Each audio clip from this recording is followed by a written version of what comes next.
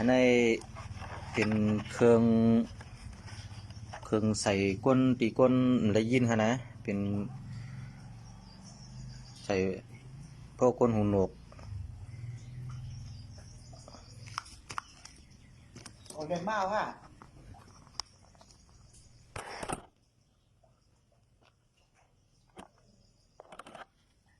หาให้ถึงมันไหน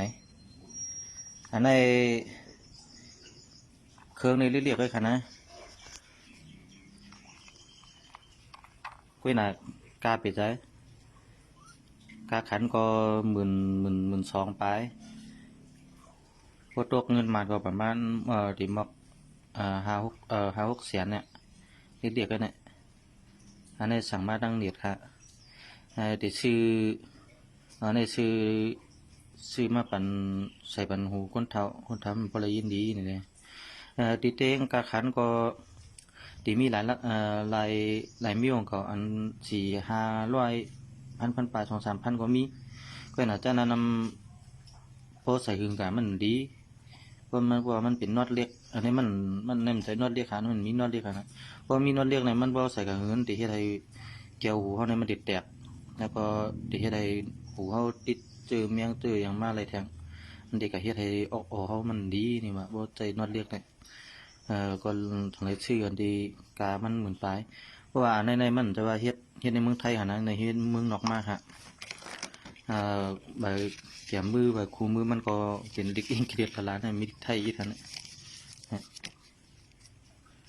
อิงเกลียดละล้านนะอันนี้มีอันเปียนี่ใส่หู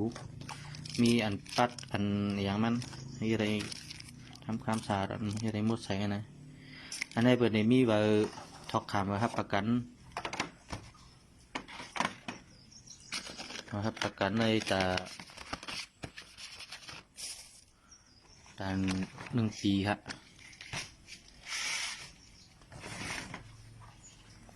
อันนี้บอกออกมาก็ใส่งานแล้วเนี่ยในอันชัดอันสัด8มันก็มีตั้งหลังไงอันในใครมาลันนี้เนี่ยเพราะว่าพี่น้องก็แล้วที่มีพ่อแม่พี่น้องที่ได้ยินใครใส่ในก็ต้องถามอะไรคะที่รัดนี้ลายมันเดี๋ยวมีหือลีเนี่ยเพราะว่าพอใส่เขาเนี่ยมันจะยินเหมือนก้นเกิดใหม่ฮะนายนี่นะนี่ดีนะเนี่ยเครื่องได้เรียกเลยค่ะนี่แหละพอมาลองใส่ดู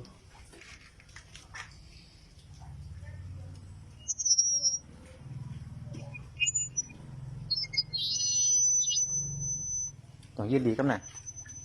ต้องยินดีฮะต้องยินดีเก่าปอยินฮะของป้